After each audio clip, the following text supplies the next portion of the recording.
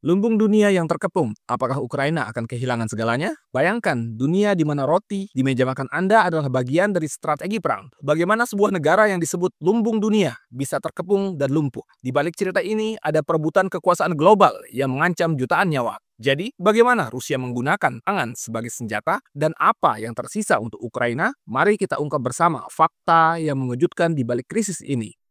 Ukraina, lumbung pangan yang terkepung. Dalam sejarah, perang selalu meninggalkan jejak luka dan kehancuran. Namun, perang yang terjadi antara Rusia dan Ukraina telah membawa dimensi baru yang mengejutkan. Perang ini menjadikan pangan sebagai senjatanya. Sejak Februari 2022, perang ini tidak hanya menghancurkan infrastruktur dan kehidupan, tetapi juga mengguncang pasar pangan dunia, menciptakan ketidaknyamanan pangan bagi jutaan orang. Bagaimana Rusia menggunakan pangan sebagai alat politik, dan bagaimana Ukraina yang pernah menjadi lumbung pangan dunia kini menghadapi keterpurukan. Inilah kisah yang menggugah emosi dan membuka mata kita. Perang Ukraina dalam pangan global. Sebelum perang, Ukraina adalah salah satu eksportir utama gandum, jagung, dan minyak bunga matahari. Wilayahnya subur, menyediakan makanan bagi negara-negara di Afrika, Asia, dan Timur Tengah. Namun invasi Rusia telah menghancurkan infrastruktur pertanian dan pelabuhan Ukraina, membuat ekspor pangan terhenti. Statistik mengungkapkan, dalam 2 tahun terakhir, luas lahan panen di Ukraina berkurang drastis. Produksi gandum turun menjadi 32%, jagung 27%, dan produksi barley turun 37%. Perubahan ini bukan hanya soal angka, tetapi tentang jutaan nyawa yang bergantung pada hasil panen tersebut. Dengan Laut Hitam yang menjadi medan pertempuran, Ukraina terpaksa mencari jalur alternatif untuk mengekspor pangan mereka. Jalur darat dan sungai melalui Eropa menjadi solusi sementara, tetapi biaya transportasi yang tinggi membuat banyak petani merugi. Pangan sebagai senjata politik Rusia.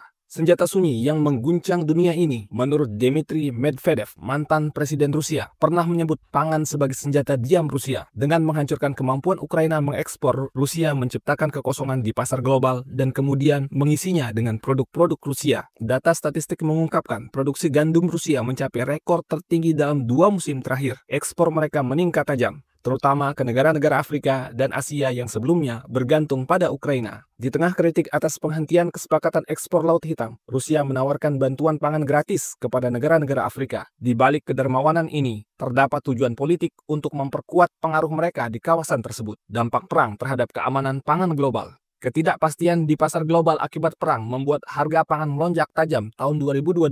Banyak negara berkembang kesulitan memenuhi kebutuhan pangan rakyat mereka. Afrika dan Sub-Sahara serta Asia Tenggara menjadi wilayah yang paling terdampak. Sebelumnya, negara-negara ini mengimpor sebagian besar kebutuhan gandum mereka dari Ukraina. Dengan berkurangnya pasokan, jutaan orang menghadapi kelaparan. Perang juga menyebabkan lonjakan harga pupuk dan bahan bakar. Ini membuat biaya produksi pangan meningkat, memperburuk situasi bagi negara-negara yang sudah rentan tersebut.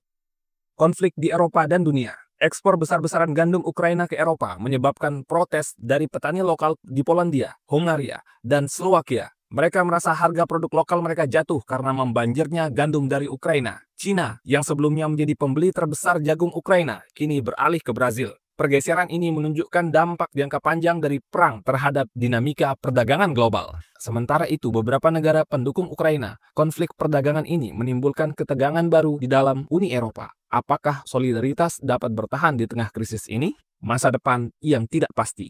Jika perang terus berlanjut, dampaknya terhadap produksi dan ekspor pangan dunia akan semakin parah. Rusia kemungkinan akan terus menggunakan pangan sebagai alat politik dan militer mereka, sementara Ukraina harus mencari cara untuk terus bertahan. Namun ada harapan, inovasi dalam teknologi pertanian dan jalur perdagangan baru dapat membantu mengatasi tantangan ini. Solidaritas internasional juga menjadi kunci untuk mengurangi dampak krisis. Perang antara Rusia dan Ukraina adalah pengingat betapa rapuhnya sistem pangan global kita. Saat kita menikmati makanan di meja, penting untuk diingat bahwa di baliknya terdapat jutaan orang yang berjuang untuk bertahan hidup. Apakah dunia akan membiarkan pangan terus menjadi senjata, atau akankah kita bersama-sama membangun sistem yang lebih adil dan berkelanjutan? Pilihan ada di tangan kita. Bagikan kisah ini, karena setiap orang berhak tahu bagaimana makanan di meja mereka bisa menjadi senjata dalam perang yang tak kasat mata.